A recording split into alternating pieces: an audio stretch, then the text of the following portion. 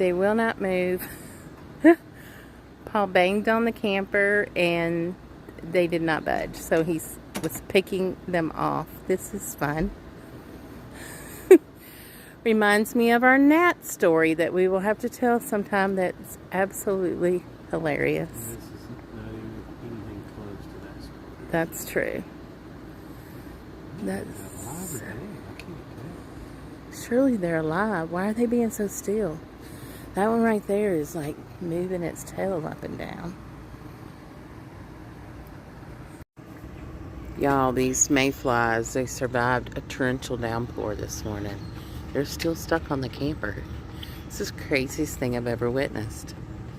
Y'all, these mayfly things are dead and they're just like stuck. But if you flick them off, it's weird because they're just so light. They're like nothing. And they are everywhere. Like everywhere. Last night, it was crazy. We were sitting out here and they're all over the clam. And all of a sudden, all these bugs just started buzzing all around this clam. And it was almost like they were bumblebees, but they weren't bumblebees. But they were eating these things because it was right here in this area, right here. And we were sitting there watching it. And then we look up and these bugs are gone. Like, that was their dinner. So, in connection with the mayflies, it totally reminded us of a time that we went camping and got attacked by gnats.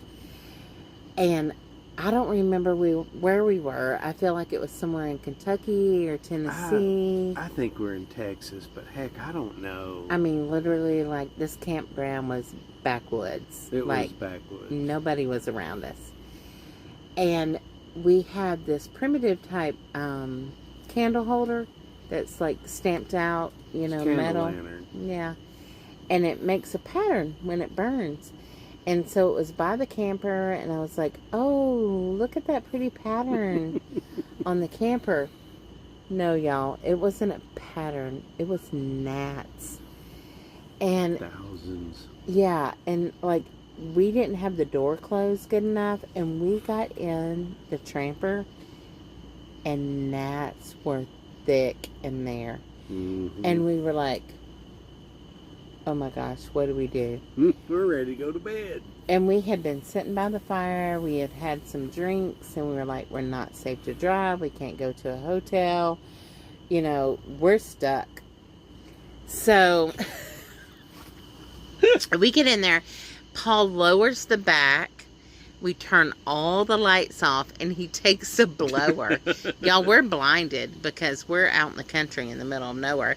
And he's blowing that blower, trying to blow the gnats out. Trying to get them out the back door. And then we close it, and I have a rag, and I'm like slapping them, smacking them. And I feel like we killed thousands, y'all. I feel like we did. And Paul kept saying, okay, Amy, we're going to turn the AC on. Right. And we're going to turn it really low, and they're going to get to where they can't move around. Bugs go dormant when it gets cold.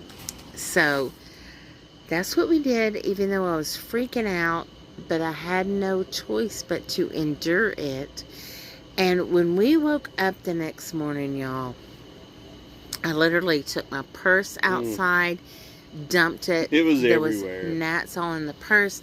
There was gnats all in our pillowcase and our towels. We were shaking stuff out. It was the craziest experience ever.